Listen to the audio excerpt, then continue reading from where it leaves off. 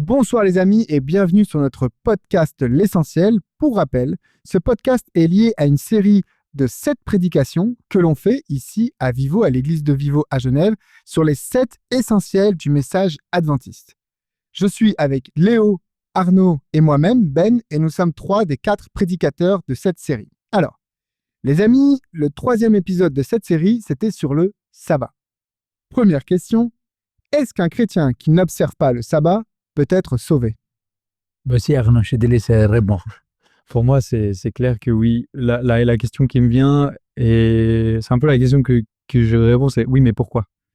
C'est un chrétien qui n'observe pas le sabbat, et quelle va être la raison?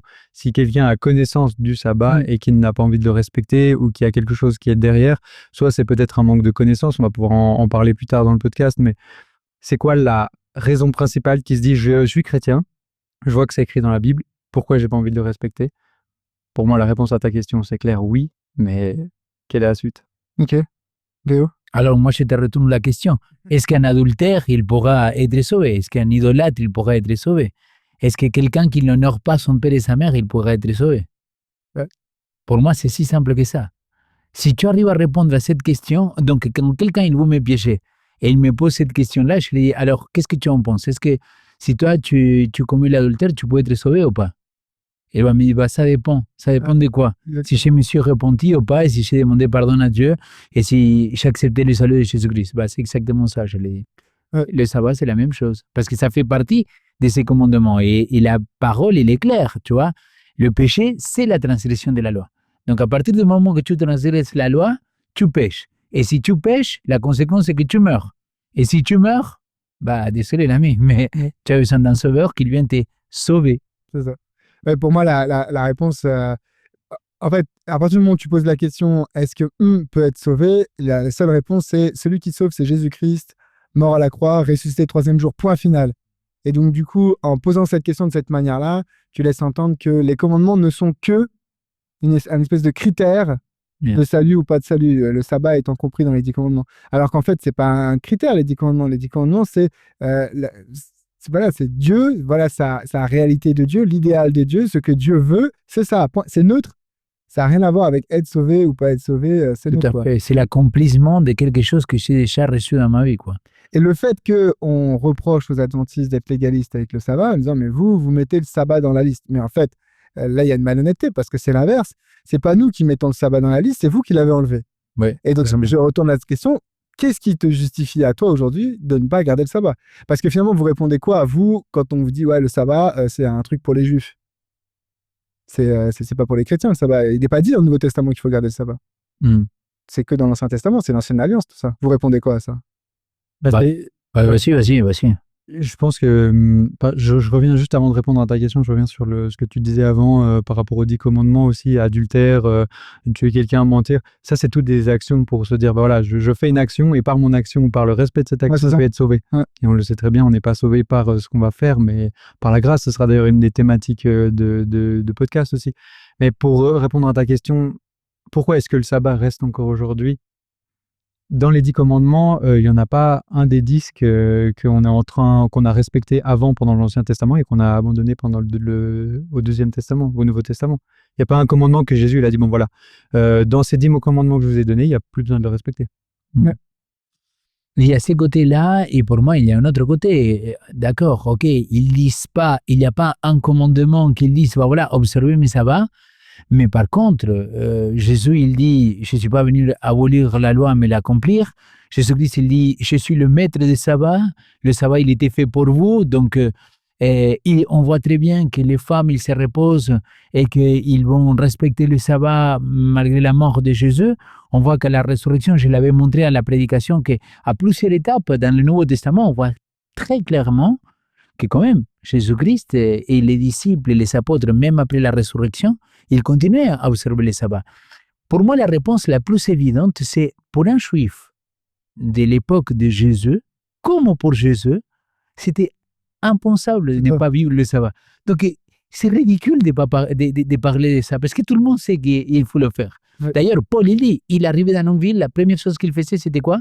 Je fais la synagogue. Voilà, pour aller le jour du sabbat et parler avec eux. Ouais.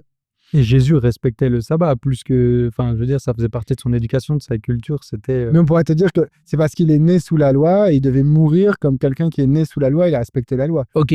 Et là, je lui ai dit, ok, vas-y, écoute, tu me casses les pieds. Je vais te rentrer dedans avec amour et amitié et au nom de Jésus. L'esprit, tout ça. C'est-à-dire, hey, frère, sœur, écoute-moi. Si toi, tu me dis que c'est comme tu viens d'expliquer, que c'est la loi des Juifs et que c'est parce qu'on est sous la loi, bah, va relire le commandement. Va relire la 4e parole de Dieu parce qu'il dit, souviens-toi des jours de repos. Ouais. Elle dit, car en 6 jours, Dieu il a créé le ciel et la terre, et le 7e jour, Shabbat, reposa. Justement, C'est ça quel son sens travail. pour vous, ce lien entre Genèse chapitre 2 et le 4e commandement? Mais lien à la création, mon ami, pour moi, c'est clair. Un Dieu créateur. Mais ça donne quel sens au sabbat? Le fait qu'il y ait ce lien avec la création. Ça l'amplifie encore plus. Parce Mais que pourquoi? Soyez précis. dans, C'est joli, tu vois, de dire oui, c'est un lien avec la création, c'est beau, mais pourquoi?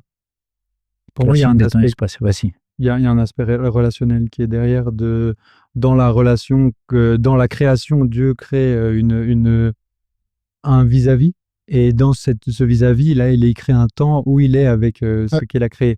Et là, ça donne une importance justement relationnelle pour moi. C'est là que le sabbat sort de cet aspect législatif ou d'un commandement et qui rentre dans un moment où c'est vraiment un temps et une relation qui se crée. Donc, te rencontres, quoi. C'est ça. Voilà. Pour toi, quand même, la création, ça évoque nécessairement la rencontre avec Dieu, ce Dieu créateur. Bah, c'est la création de tout. Dieu est dans cette création de ce qui n'existe pas, et c'est là qui est, pour moi, ça inclut obligatoirement la rencontre. Ouais. Pour moi aussi, c'est la création de ton espace, tu vois. Dieu, il a créé en 6 jours. Il aurait pu s'arrêter là. Mais malgré ça, il finit la création. Je l'ai dit dans la prédication, j'ai dit, à niveau astrologique, à niveau astronomie, on peut expliquer qu'est-ce que c'est une année parce qu'on sait que la Terre, il tourne autour du Soleil. Les mois à cause de la Lune. On peut tout expliquer. La journée, parce qu'il tourne sur elle-même la Terre. Par contre, le seul truc qu'on ne peut pas expliquer, pourquoi la semaine, il a 7 jours et pas 10 ou pas... Et là, vous avez vu pendant la Révolution française. Tout à fait, je le disais justement. Oui, ça n'a pas marché. Exact. Pourquoi? Parce que c'est pour ça que pour moi, Dieu, il a créé le temps et l'espace aussi. Et c'est universel dans toutes les religions et les cultures. On retrouve énormément cette notion de semaine en 7 jours qui n'est basée sur rien. Ouais. Et pourtant, il y a plein de cultures qui ne sont pas liées à un héritage judéo-chrétien. Donc, c'est interpellant de se dire quand même, ça vient de quelque chose, quoi. Il y a une horloge qui dépasse la conception qu'on a déjà. Mais qui n'est basée sur rien. Voilà. Qui n'est basée sur rien. Pour moi, c'est hyper important, cette notion de sabbat et de création. Parce que c'est quoi le message du sabbat? L'homme, il a été créé le 6e jour. Même, on pourrait dire qu'il a été créé vendredi après-midi, quoi. Si on prend chaque jour, c'est le vendredi après-midi qui a été créé. Du coup, la première chose de l'homme, c'est quoi? C'est de se reposer. Ouais. Donc, quand Dieu renvoie le sabbat, le commandement du sabbat à la création, le commandement du sabbat, c'est tu ne travailleras pas. Et c'est la première chose que l'homme a faite, c'est de ne pas travailler. Qui est-ce qui a travaillé pour l'homme? Tu ne travailleras pas dans quel but? Tu vois? Tu ne travailleras pas. Oui, alors ça, c'est ce qui va être écrit. Mais tu ne travailleras pas, pourquoi? Pour rien faire. Et c'est là on revient à la relation d'avant. Tu ne travailleras pas parce que toi et moi, on sera pendant une journée là et qu'on pourra être en relation. Ouais. Parce que si Dieu, il continue à créer de son côté et que Adam, il est là, maintenant tu te reposes, il n'y a pas ce temps qui est créé, qui est mis à part là. Ouais. Et là, tu ne travailleras pas parce que on va passer du temps ensemble. Mais sur le point de vue du salut, ce que je voulais dire, c'est que tu ne travailleras pas, c'est Dieu fait le job à ta place. Et toi, tu profites du job de Dieu. C'est ça la création. Le sabbat, c'est tu profites de tout ce que Dieu a créé. Parce que si on peut être en relation, c'est parce qu'il a créé la terre, la mer, il a créé la lune, le soleil, il y a les animaux qui sont là. Je peux profiter de ce que Dieu a créé. C'est la première chose que je vais faire. Mais ça, tu peux l'appliquer à ton salut personnel en disant finalement, tu regardes, c'est un fil rouge que tu as dans la Bible, Romains chapitre 5, alors que nous étions encore pécheurs, il est mort pour nous. Nous, on profite de l'œuvre de Dieu. Et je trouve que le sabbat, ça devrait être un des sens primordiaux de se dire, je ne travaille pas par peur d'un Dieu qui me frappe. Je ne travaille pas parce que Dieu a fait le boulot pour moi. Je peux me reposer en lui. J'ai aucune crainte. C'est un acte de foi, mais pas un acte de foi de dire ça va faire plaisir à Dieu. C'est un acte de foi en disant je sais que Dieu a fait le boulot. C'est pour ça, c'est un rappel à la création, c'est un rendez-vous avec lui et c'est aussi une manière de dire voilà, Seigneur, je me repose en toi, quoi. On dit souvent que une belle journée de travail, il commence par une bonne nuit de repos. Et quelqu'un il disait une bonne semaine de travail, il commence par un bon jour de repos. Ouais. Et je trouve ça très beau quand même. tu vois, des faits de couper parfois pour pouvoir reprendre. Et comment est-ce que vous comprenez le fait que quand la loi est donnée une deuxième fois, dans Deutéronome, chapitre 5, c'est pas la création qui est évoquée comme justification du sabbat. Et c'est autre chose, c'est la libération d'Égypte. Il y en a qui disent que d'ailleurs le fait qu'on ait ces deux textes-là montre que c'est des couches rédactionnelles différentes et que du coup on voit bien que le sabbat c'était un peu comme tu veux. Pour vous, ça a quel sens le fait qu'il y ait deux significations distinctes dans les deux listes de commandements que l'on a? L'une sur la création, l'autre sur la libération d'Égypte. Il y a cette, la tension, est-ce que c'est un rappel ou est-ce que c'est Dieu qui crée quelque chose de nouveau? Est-ce que c'est quelque chose que Dieu il apporte de nouveau en disant voilà, je vais amener une nouvelle notion que peut-être vous n'aviez pas encore? Et pour moi, il est clair que le peuple d'Israël, c'est l'enfant qui a de nouveau besoin d'apprendre à ce moment-là, et Dieu qui va lui redonner les bases, l'essentiel de ce qu'il doit pouvoir comprendre et apprendre et comment avoir une vie qui puisse aller ce que Dieu a prévu pour son peuple. Et il y a un rappel à ce moment-là de se dire, je vous avais déjà donné ça, mais je vais vous le redonner sous la forme où maintenant vous êtes prêts à l'entendre, où maintenant vous êtes à l'écoute. Et c'est pas pour rien qu'ils sont dans le désert où il n'y a rien d'autre à faire que de se dire à partir de maintenant Dieu nous donne quelque chose et il y a une mise en place de ce qu'on va pouvoir entendre. Moi, j'ai une question à vous poser justement pour retourner la question. La manne, elle était avant ou après les 10 paroles, les 10 commandements? Avant. Ok. Et il devait la ramasser le vendredi, portion double, ouais. Avant ou après? Avant. Ça veut dire que le sabbat, même pour les Juifs, c'était en réalité sans la parole. Sans les 10 commandements. Ouais. Et ça, c'est clair. Si tu reprends la Bible, tu vois très bien qu'il y a... 16 ou quelque chose. Mais clairement, donc tu vois très clairement voilà, qu'il y a cette notion-là des sabbats bien avant, qu'il remonte à la jeunesse, tu vois. Et on est dans le même sens. Mais clairement. Je pourvois, tu n'as pas, parce qu'il y a ceux qui vont aller... vouloir recueillir 2 fois, ouais, voilà. Et ils ne vont pas pouvoir ramasser, quoi. Exactement. Il y a ces notions-là. Ceux qui sortent le samedi et il n'y a rien. Clairement. Mais le sabbat, il va représenter tout le long de l'humanité aussi la libération de quelque chose. Ouais. C'est-à-dire, pendant toute la semaine, parce que rappelle-toi, après le péché, l'homme, il va devoir travailler et maintenant, il va travailler et il va souffrir quoi, pour le travail. Ouais. Et donc, c'est comme s'il dit, OK, mais là, maintenant, tu te déconnectes. Et maintenant, j'ai mis ces temps-là pour toi. Et donc, il y a une sorte de libération. C'est pour ça qu'il avait aussi, pendant les 6 années que tu travaillais la terre, etc., il avait la 7e année qu'il devait être une année sabbatique. Comme les jeunes, ils parlent aujourd'hui, cette année sabbatique-là, c'était pour laisser la terre se reposer, pour prendre soin. Mais ce qui était super intéressant, c'est que quand tu faisais 7 fois 7, tu arrivais à 49. La 49e année, il était ce que les Juifs, dans l'Ancien Testament, appelaient le jubilé. Et ça, c'était quoi? C'était la libération totale. Exactement. C'était le moment dans lequel tu avais une dette envers moi, ce jour-là, cette année-là, je vais te tout pardonner. Ouais. Donc, il n'a plus de crédit. Tellement Jésus-Christ, ça. Mais clairement.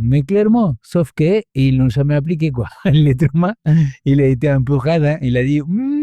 C'est même dit dans le texte que tu ne refuseras pas de prêter à ton prochain à l'approche de l'année sabbatique ou à l'approche du jubilé. Il savait ce que ça allait impliquer aussi. Ça me faisait penser à le fait que tu t'as dit, ils ne l'ont pas respecté.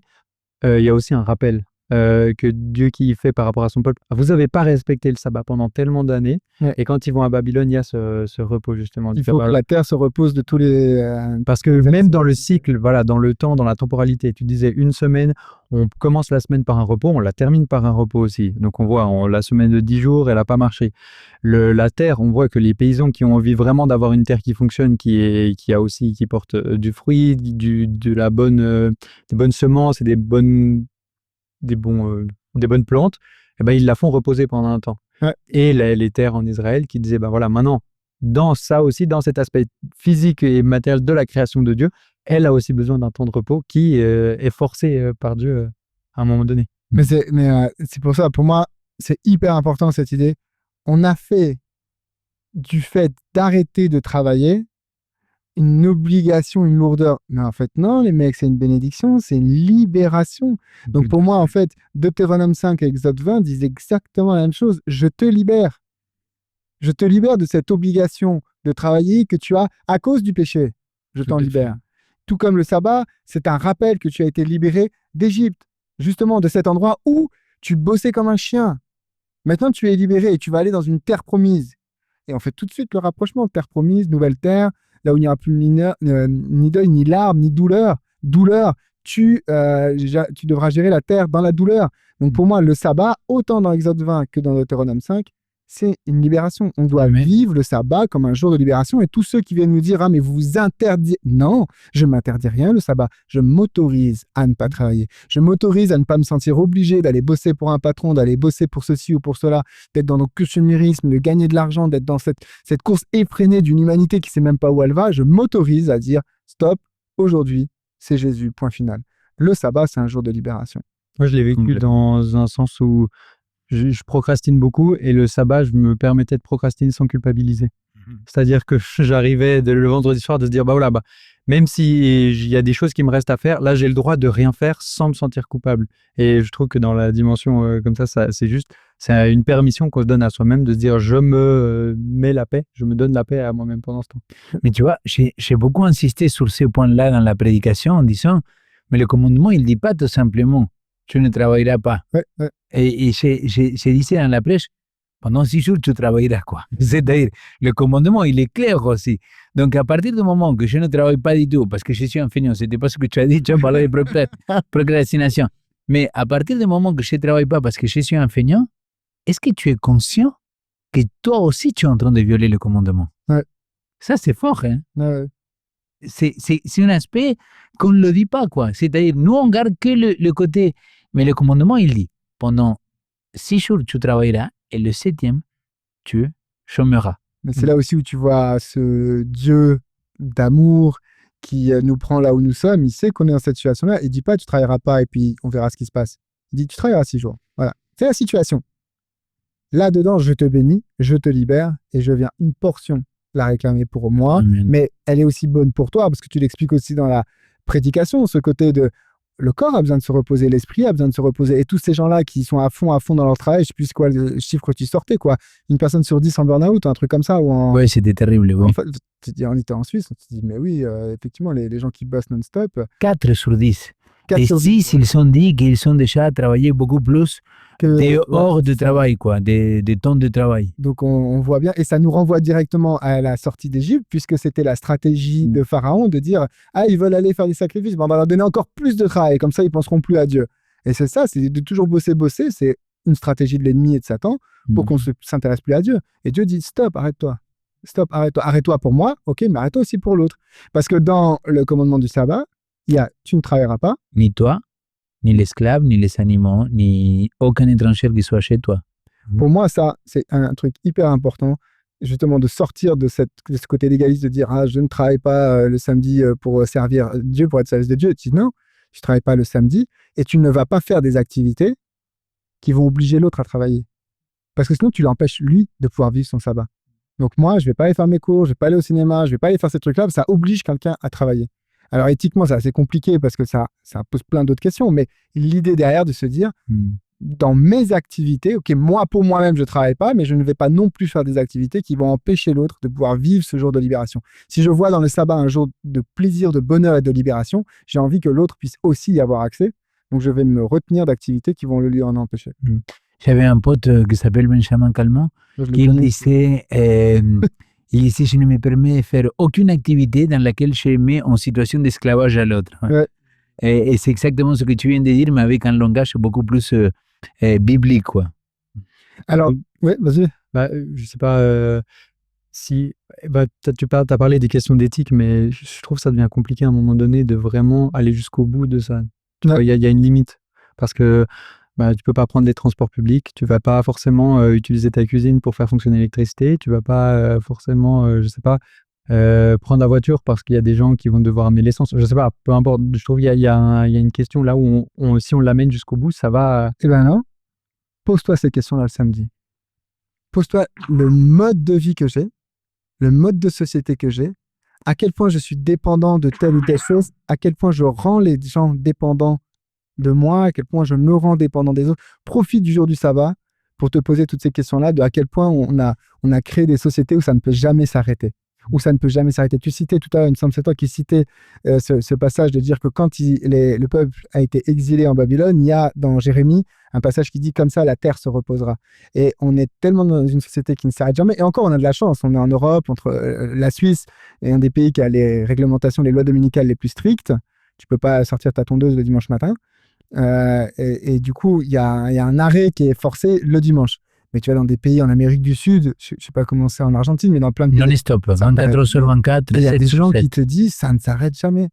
Et du coup, tu dois te poser la question. Moi, en tout cas, je suis d'accord avec toi en disant mais il y a quand même plein de trucs, effectivement, que je vais rester chez moi le samedi, je ne vais plus bouger. Et en même temps, je trouve que c'est l'occasion d'y penser. Parce que dans tout le reste de la semaine, tu n'y penses pas. Et tu ne te rends pas compte de la société dans laquelle tu es en train de vivre et à quel point c'est une société d'injustice, quoi. C'est une société d'injustice. Mais c'est pour ça que j'ai trouvé tellement bien commencer la prêche par le discours de François, le pape François. Parce qu'il commence en disant, bon voilà, la société, il va comme des malades, quoi. Et il ne s'arrête pas, il ne sait pas s'arrêter. On a besoin de prendre un temps pour la famille, on a besoin de prendre un temps pour nous, quoi. Et ça, c'est exactement ce que tu es en train de dire. Après, je pense que c'est encore une fois la société qui nous impose comment on doit vivre. Ouais. Et c'est là où je trouve compliqué. Mais là, tu peux en profiter pour te poser la question, justement, qu'est-ce que j'accepte, où est-ce que je mets les limites, et tu es en dialogue avec Dieu par rapport à ça, tu vois. Effectivement, de se dire, est-ce que je prends ou pas les transports en commun? Est-ce que je vais faire tel ou tel travail? Et je pense, par exemple, l'Église adventiste, là-dessus, elle a des choses à apprendre, parce que moi, j'ai déjà entendu des gens dire, moi, je vais faire pasteur ou médecin, comme ça, je me pose pas la question du sabbat. C'est un peu facile, quoi. Mais de dire, un policier devrait avoir le droit de travailler le samedi. Quelqu'un qui fait de la permanence, je vais me faire... bon, je suis pas dans l'institution, mais quelqu'un qui fait de la permanence pour les lignes de haute tension, moi, on est bien content qu'il travaille le samedi, parce que tu te rends compte s'il se passait quelque chose. Donc, est-ce que ces gens-là, on va leur interdire de travailler le samedi? Après, il y a la question de, il faut que ce soit de l'astreinte, il faut que ce soit irrégulier, il faut que ce soit payé plus, enfin voilà.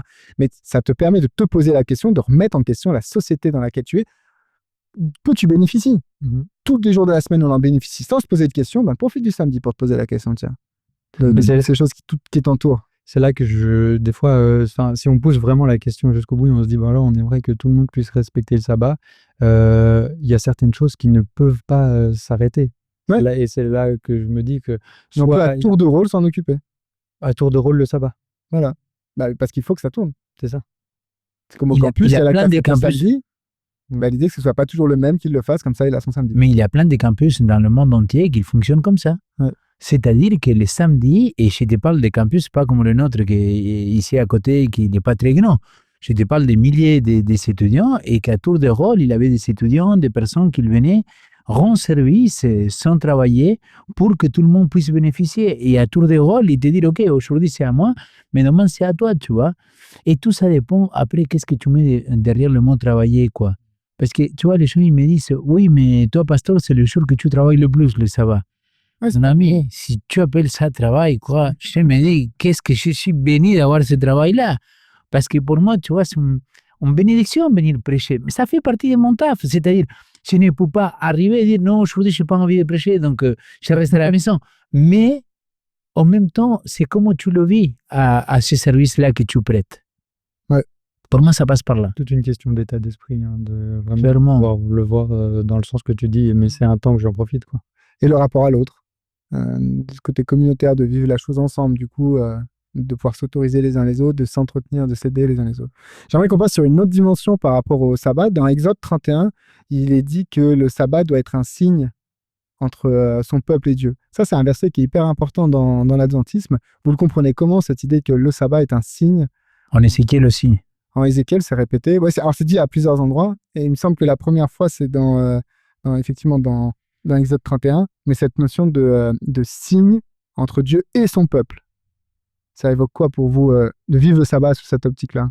Alors, pour moi, c'est hyper fort. Parce qu'à un moment, Dieu, il vient rencontrer son peuple. Il lui dit, écoute, maintenant chez vous, que tu puisses avoir une marque distinctive parmi les autres peuples. Ouais. D'accord?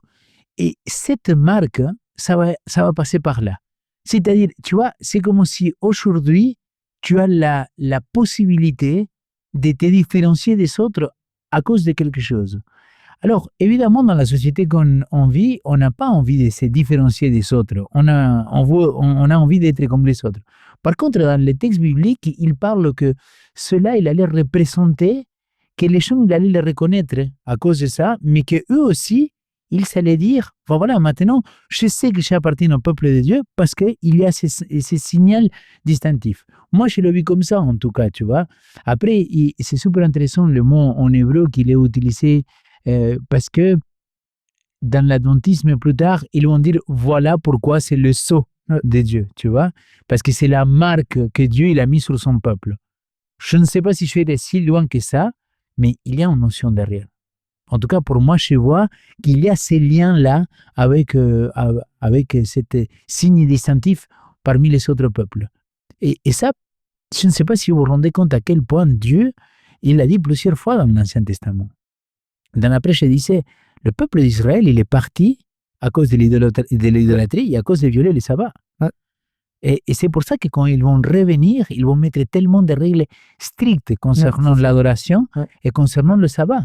Le problème, c'est que je crois qu'aujourd'hui, il y a des chrétiens qui gardent le sabbat, qui respectent le sabbat, qui observent le sabbat, appelle-le comme tu veux, que malheureusement, ils vont devenir des personnes qui vont devenir idolâtres de sabbat. Du sabbat, ouais. Faire du sabbat, ouais. Un objet de l'idolâtrie. Exact. Et ça aussi, c'est un péché. Ouais. Quand le sabbat, pour moi, il devient plus important que Dieu, c'est pas cool, quoi. Mais c'est pour ça que ce verset, pour moi, tu disais tout à l'heure, l'aspect relationnel du sabbat. En fait, tu le retrouves dans ce verset-là. Et tu dois d'abord lire cette notion de signe comme la volonté d'être lié à. C'est-à-dire, à travers le sabbat, Dieu dit, je veux être lié à vous.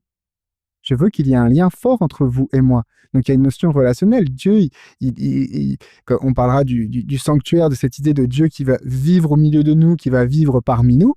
Mais en fait, on retrouve cette idée-là hyper importante dans le sabbat, de dire, ce sera un signe où on saura que vous et moi, on est des potes, quoi. Vous et moi, on est ensemble, que moi, je vous veux, que vous voulez moi, quoi. Je serai votre Dieu, vous serez mon peuple. Et du coup, on doit vivre le sabbat, pas comme une obligation parce que Dieu la réclame, mais comme une démarche de Dieu envers moi. Il vient ce jour-là, il dira dans les 10 commandements, c'est un jour qu'il sanctifie. Donc, c'est un jour où il a une démarche, une bénédiction particulière. Cette bénédiction, c'est pas le jour qu'il la reçoit. C'est ceux qui gardent ce jour-là. Amen. Donc, c'est Dieu qui vient pendant cette période-là et qui dit, ah là, d'ailleurs, c'est pour vous, quoi. J'ai un témoignage par rapport à ça. Mes meilleures prédications, c'était les idées les plus inspirantes que j'ai eues, en tout cas dans mon ministère, c'était toujours pendant un sabbat. Ah ouais? Toujours. L'idée de la prédication est venue pendant un sabbat. Je ne dis pas que j'ai préparé pour ce jour même, mais par exemple, je suis en train d'étudier la Bible le sabbat, le matin tôt, je dis, ah mais punaise, j'avais jamais vu cette histoire-là comme ça, et paf, il me vient l'idée. Ça, souvent, ça a été le sabbat. Mais souvent. Même même en allant dans un trajet vers l'église, en revenant, tu vois, on pensait que le sabbat, pour moi, il y a quelque chose de miraculeux que tu n'arrives pas à comprendre pourquoi tu es si béni que ça. Et c'est pareil, tu vois, comme on te dit que si tu te couches avant 22 heures, les premières heures de sommeil sont plus... Ça, je connais pas, mais vas-y. Voilà, mais moi, je crois que dans le sabbat, il y a quelque chose comme ça. Ouais. Quand tu te reposes le jour de sabbat, il y a un truc vraiment que tu te recharges. Je ne sais pas si vous avez déjà fait l'expérience, mais j'imagine, mais moi je sens le sabbat matin quand je me réveille et que je sors, que ça a une odeur différente. Alors c'est peut-être psychologique, hein, mais c'est peut-être... Oui, je pense que c'est psychologique. C'est très bon. Mais je ne dis pas dans forcément physiquement, mais dans la façon, dans l'ambiance. Ouais. Il y a quelque chose. Et on ne l'a pas encore mentionné, mais ce texte qui dit que le sabbat a été fait pour l'homme et pas l'homme pour le sabbat, c'est là que je vois que Dieu il n'en a pas besoin de ce sabbat. Et que nous, quand on est en train de le vivre, on arrive à en sortir quelque chose de plus puissant aussi pour nous-mêmes, pas grâce à nous-mêmes, mais que Dieu il met dans ce temps à part quelque chose de particulier. C'était un professeur qui disait à Collonges, qui disait que lui, il prie pas pour ses problèmes le sabbat parce qu'il sait que Dieu s'en occupe de base encore mieux le sabbat parce que il y a ce côté où lui, il va juste de dire, ben voilà, même dans mes sujets de prière, je vais même pas les mettre là parce que ça va juste être dans le repos, même dans les soucis que je me fais. Il y a une phrase dans Néhémie ou Esdras qui dit n'amenez pas de fardeau à Jérusalem pendant le sabbat, et il y a des gens qui font ce lien là en disant justement les soucis, les trucs et tout, tu les laisses, ce sera pour la semaine, on va s'en occuper pendant la semaine. Là aujourd'hui, c'est juste profite, quoi. Tout à fait. C'est ce que tu disais, cette ambiance, tu te réveilles aujourd'hui, c'est hop, en fait, Mais est-ce que je peux ajouter un truc, c'est un argument qui va à contresens de tout ce qu'on a dit maintenant. Quand quelqu'un il me dit, ouais, mais pourquoi je dois... Parce que Dieu te le demande, point. Arrête de discuter, quoi. Dieu te le demande, fais-le, point. Pourquoi tu veux tout argumenter, tout expliquer? Dieu te l'a demandé. Tu crois que Dieu est le souverain? Oui. Tu crois qu'il est ton père? Oui. Tu crois qu'il est un père aimant, qu'il veut le meilleur pour toi? Oui. Est-ce que tu crois qu'il est ton créateur? Oui. Alors, mec, pourquoi alors ne pas faire confiance si c'est lui ton créateur et dire, écoute, je comprends pas tout, mais je rentre dans la démarche. Mais la réponse, ce sera de te dire, mais de garder le sabbat, ça peut mettre quelqu'un en porte-à-faux Pourquoi? dans plein de domaines. Le travail, l'argent, la famille. Ah, mais clairement, mais c'est là la fidélité. Tu vois? De dire, ok, mais je sors de ma boule à moi, de mon micro-univers de Léo, et j'ai dit, Seigneur, j'accepte de faire ta volonté, malgré tous les arguments que je pourrais avoir contre obéir à ta loi. Qui sont des arguments terrestres. Exact. Ouais. Et donc, je me dis, regarde, aujourd'hui, tu achètes une machine, d'accord? Peu importe quelle machine, un électroménager, il vient avec un manuel d'utilisation. Cette manuel d'utilisation, toi, tu as le droit de ne pas regarder. D'ailleurs, c'est ce qu'on fait tous. Donc, je teste, si je vois que je n'arrive pas, je vais prendre et choper le manuel. Mais parfois, tu vois, tu n'es pas en train de bien utiliser un instrument ou quelque chose parce que tu ne te réfères pas à cette manuel-là. Et comment tu ne te réfères pas au manuel? Tu perds la potentielle énergie qu'il pourrait avoir. Moi, je me dis pareil. Si Dieu m'a dit de me reposer, d'arrêter, pourquoi je ne vais pas obéir et point? Tu vois? J'entends qu'on ne peut pas le présenter comme ça, parce que ça pourrait être un peu violent. Mais il y a des fois en moi des choses qu'il me dit, écoute, tu dis que Dieu est le créateur. Si c'est lui qui t'a fabriqué, pourquoi tu ne fais pas confiance de comment lui il t'a fait pour dire, bah, Seigneur, si tu m'as dit que je vais me reposer, je me repose parce que sinon, ça ne va pas être bon pour moi, quoi. Et c'est ce qui s'est passé avec la terre. Tu vois, je le disais dans la prêche. Si aujourd'hui la terre elle est si abîmée que ça, exactement. C'est parce qu'on n'a pas respecté ce qu'il nous a dit. Et donc, toi tu veux faire ta propre loi? Fais-la. Et on le voit avec le peuple de Dieu qui n'a pas respecté notamment ce truc-là. Et Dieu dit, voyez l'état de la terre. Mais justement, je trouve que pour revenir à cette question du signe, le fait de garder le sabbat, même dans des conditions où en fait on sent que c'est compliqué, c'est aussi une manière de rappeler, mais ce monde est problématique. La manière dont fonctionne le monde aujourd'hui est problématique. Donc clairement, les lois de Dieu vont se retrouver confrontées à ce monde. Pourquoi? Parce qu'il y a le prince de ce monde. Clairement. Il y a l'adversaire, il y a celui qui a façonné un monde qui est fait d'injustice. D'ailleurs, tu l'as mentionné, il me semble tout à l'heure, on parlait le sabbat, l'année sabbatique, le jubilé et tout ça. Et il y a un aspect justice sociale dans le sabbat. Ça, c'est un truc. Moi, j'ai l'impression, je ne sais pas vous, mais on aborde rarement ce point-là du sabbat. Le fait que le sabbat est aussi... Le fait que le sabbat a aussi cette dimension de justice sociale. Pour moi, c'est une évidence. Hein. C'est-à-dire, justement, ce jour-là, c'est une manière de pouvoir remettre à zéro la société et repartir à nouveau, tu vois. Sauf que l'être humain, il est profondément égoïste. Et donc, du coup, il dit, bah non, ça me convient pas, ça je le fais là. C'est pour ça. C'est le Dieu à la carte. Mais clairement, je prends ce qui me convient et ce qui ne me convient pas, je le laisse de côté. C'est ça qui est énervant dans le sabbat. C'est qu'il y a des gens qui disent, ah non, ça ne me convient pas parce que de toute façon, peu importe le jour, le plus important, c'est adorer Dieu un jour. Oui, si tu veux. Mais par contre, tu es en train de rater quelque chose parce qu'il a dit le 7e. Et tu commences à jouer. L'état d'esprit, on parlait d'état d'esprit tout à l'heure. Tu vois l'état d'esprit dans lequel tu te trouves, tu commences à négocier avec Dieu. J'ai plein de connaissances évangéliques qu'aujourd'hui ils disent, écoute, pour une question de machin bidule, je vais le dimanche à l'église. Par contre, pour moi, le sabbat, je ne travaille pas. Tu vois, le sabbat, je me déconnecte de tout. Et tu vois, il y a même dans le monde hispanophone des chanteurs, hein, des chants très connus, qu'ils se sont dit, écoutez, à partir de maintenant, je ne vais plus rien poster les samedis parce que c'est le sabbat, je l'ai découvert. Et maintenant, bon, plus samedi et sabbat, en espagnol, c'est la même chose. Donc, il y a encore plus de facilité par rapport à ça. C'est une influenceuse évangélique qui a dit qu'elle avait découvert le sabbat. Donc, elle dit, moi, le dimanche, c'est mon jour où je fais beaucoup de choses. Et du coup, le samedi, elle dit, j'éteins mon téléphone, je fais plus rien. Et elle te sort les textes bibliques que nous, les adventistes, on enseigne. Je dis, amen, à la croix. Ouais. C'est clair. Après, tu vois, la notion d'imposer l'église le samedi et pas le dimanche, écoute, on est dans une église qui parfois, le coucher du soleil, il tombe dans un moment que on pourrait dire qu'il n'est plus sabbat. Et on s'est fait critiquer à Vivo, oui. pour dire, écoute, vous gardez plus le sabbat. Et j'ai dit au contraire, cette église-là, On garde le sabbat. c'est une église qui vraiment il a compris le sens du sabbat parce que le samedi matin il se repose, parce que le samedi parfois il prend le temps pour la famille et qu'après il vient prendre ce temps-là d'être tous en communion les uns avec les autres, quoi. D'ailleurs, je te disais Arnaud, quand il a commencé les stages avec nous, je lui ai dit Arnaud, arrête d'aller les samedis à d'autres églises et les samedis soirs venir ici.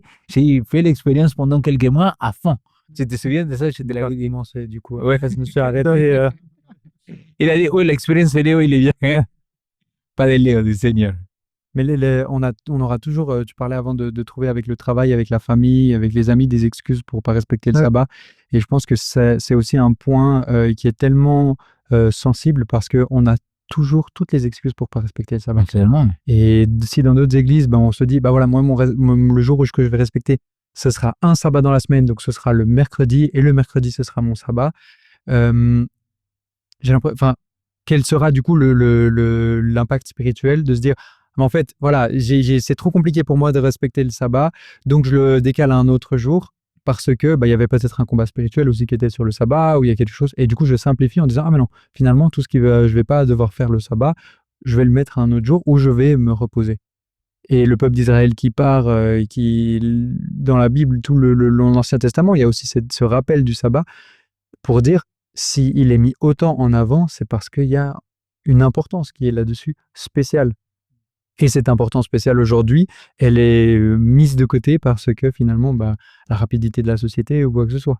Mais si on en reparlait avant, tu disais, mais finalement, pourquoi est-ce qu'encore aujourd'hui, ou bien pourquoi est-ce que finalement le sabbat, il peut pas être un autre jour? Oui, il peut, mais s'il y a autant d'insistance là-dessus, déjà Dieu dit, voilà, ce sera le sabbat, donc c'est le sabbat. Mais finalement, il y a peut-être un intérêt qui est derrière que même nous, on ne peut pas encore forcément voir, ou bien qu'on le voit quand on l'expérimente déjà. Et par rapport à ce que tu as dit des excuses, je suis désolé, mais quelle meilleure excuse que la mort de Jésus-Christ pour aller l'embaumer, quoi, et les mettre tous les parfums et les femmes, il dit, mais comme le jour de sabbat, il était arrivé, ils se sont arrêtés. Je vous rappelle que l'évangile qu'il met le plus en avant de ce côté-là, c'est l'évangile de Marc. Et Marc, il n'était pas un juif. Ça, on le sait très clairement qu'il était. Et il doit mettre cet aspect-là pour dire, et ils ont gardé le sabbat. Et c'est après que le coucher du soleil il est fini, le lendemain, le dimanche, et le premier jour de la semaine d'ailleurs, ils vont aller voir le maître. Et moi, j'aime beaucoup cette phrase-là qu'il dit, tu vois, Jésus-Christ, il aurait pu ressusciter tout de suite. Pourquoi il n'a pas ressuscité tout de suite? Il s'est reposé le Shabbat. Même dans le tombeau, il a gardé le Shabbat. Mais là, je vais dire quelque chose d'un petit peu peut-être agressif et méchant, mais pour nos amis évangéliques qui disent que c'est le concept qui compte et qu'on peut faire ce jour-là n'importe quand, il y a un énorme problème parce qu'en fait, c'est une vision égoïste du sabbat. C'est « je me repose ». Or, on l'a dit tout à l'heure, le sabbat, c'est pas qu'égoïste. La base, c'est toi, ok, c'est Dieu aussi, donc c'est Dieu qui impose, il dit que c'est le septième, mais c'est l'autre. Si toi, tu dis « je fais le sabbat le mercredi », mais l'autre, il bosse le mercredi, vous faites pas le sabbat ensemble. Il y a un côté communautaire, collectif. Dieu veut que tout le monde, l'humanité se repose. Il dit, dans ce passage-là où il dit que Jésus est le maître du sabbat, il dit le sabbat a été fait pour l'homme. Il n'a pas été fait pour le juif. Il n'a pas été fait pour certaines personnes. Il a été fait pour l'humanité. Et c'est pour ça qu'on le retrouve à la création. C'est un message universel, le sabbat. Donc quand tu dis, moi, je choisis mon jour, tu n'es plus dans l'universalité. Tu n'es plus dans le collectif. Tu n'es plus dans l'ensemble. Tu n'es plus dans cette définition de l'être humain qui se repose le samedi. Mais Ben, même en étudiant ces textes à fond de Marc chapitre 2, si on reprendrait le texte, on ne va pas le faire maintenant, mais si on reprend le texte, les pharisiens, ils viennent le dire, pourquoi tes disciples ils font ce qu'il n'est pas permis, arracher les épis et les manger le jour de sabbat? Jésus-Christ, et vous pouvez relire le texte toutes les fois que vous voulez, à aucun moment il a dit ce que vous dites c'est faux. Il dit, c'est vrai, mais est-ce que vous n'avez pas vu ce qu'il a été fait par David avec les pains de proposition, que c'était que pour le grand prêtre? Lui, il les a mangés aussi. Ça veut dire que Jésus-Christ, il est en train de dire, vous avez raison, mais parfois il y a des exceptions. Plus clair que ça, je me dis, il faut être tordu quand même. Parce que, tu vois, je dis, Jésus, même là, il ne détruit pas le sabbat, au contraire. Et en même temps, il aurait pu dire, c'est vrai, c'est pas grave. Bah oui. C'est vrai, on s'en fout du sabbat. Oui. Il n'a pas dit ça. Ça aurait été la meilleure occasion. Si l'intention du rédacteur du Nouveau Testament était de faire du sabbat un jour qu'on n'a plus besoin de garder, il aurait dit, et c'est ainsi que Jésus avait démontré qu'on ne devait plus garder le sabbat. Surtout Marc. Surtout Marc. Mais c'est pas du tout ça qu'il dit. Il dit, vous n'avez pas compris le sabbat. C'est ça. Est-ce qu'il dit aux pharisiens, vous n'avez pas compris le sabbat. Vous n'avez pas compris le sens de ce jour. Vous n'avez pas compris qui je suis moi. Et vous n'avez pas compris ce qui se passe là. C'est les pharisiens qui n'ont pas compris. C'est pas Jésus qui dit non, hop, change la Bible et tout ça. Donc au contraire, il y a des gens qui prennent le Matthieu 12. Jésus a fait beaucoup de guérisons le jour du sabbat. Clairement. Et du coup, il y en a qui disent que Jésus a fait exprès les guérisons le jour du sabbat pour montrer que c'était un jour qu'il fallait plus garder. Mais tu vois, toutes ces lois-là, en réalité, pour moi, ils n'avaient pas la fonction de ce que Dieu il avait établi au commencement. C'est-à-dire, ils sont dû ajouter des lois parce que le peuple, il n'était pas obéissant, parce que le peuple, il n'était pas dans un bon état d'esprit. Et donc, à partir du moment que tu commences à magouiller, oui, mais est-ce que je pourrais faire 30 pas si je prends le bus à côté, tu vois, est-ce que si quelqu'un, je peux monter l'ascenseur ou le descendre, si quelqu'un d'autre appuie le bouton pour moi, ça y est. C'est une négociation spirituelle, quoi. Exact. Alors, Jésus, il a dit, et voilà, et c'est là où il a pour moi très bien expliqué quand il a dit, écoute, si l'âne de quelqu'un il tombe, qu'est-ce qu'on va faire? On va aller le chercher, même si c'est le Shabbat. Alors, comment on ne va pas faire de bien à l'autre? Et c'est là où les Juifs, ils sont tout mal compris, quoi. Ouais. C'est là qu'ils sont tout mal compris. Et pour moi, le fait que Jésus ait choisi de faire plusieurs, parce qu'il ne les fait pas toutes, mais plusieurs de ses guérisons le jour du sabbat, c'est au contraire, il redonne son sens véritable au sabbat de libération. Et du coup, c'est ça qui est beau, le sabbat, effectivement, c'est un jour. Et c'est pas des versets qui sont là pour dire, ouais, j'ai le droit d'être médecin le samedi, rien à voir. C'est un jour de libération. C'est un jour où on libère parce qu'il n'y a pas que des guérisons, il y a aussi des délivrances. Il y a cette idée parce qu'il dit, il parle d'une femme malade, mais il fait le lien en disant qu'elle était retenue captive pendant je sais pas combien d'années. N'était-ce pas le sabbat le meilleur jour pour la délivrer? Tout à fait. Et ça, c'est génial, quoi. Le sabbat, c'était le meilleur jour pour la délivrer. Amen. Donc le sabbat, cette notion de jour de libération. Bon, je pense qu'on a dit l'essentiel. La semaine prochaine, ce sera sur le thème de l'enfer, des peines éternelles, de l'état des morts. Vous l'appellerez comme vous voulez, on débattra. Je vous rappelle que la prédication de Léo sur le sanctuaire, elle est disponible sur la chaîne YouTube de Vivo. Aussi, je vous dis que si vous avez envie de suivre des études bibliques, si ça vous intéresse, il y a un lien. Vous pouvez cliquer dessus, il y a un formulaire à remplir et on prendra contact avec vous. Vous pouvez aussi nous rejoindre tous les samedis à 18h à Genève pour venir vivre avec nous un moment de chant, de partage et de fraternité. À bientôt.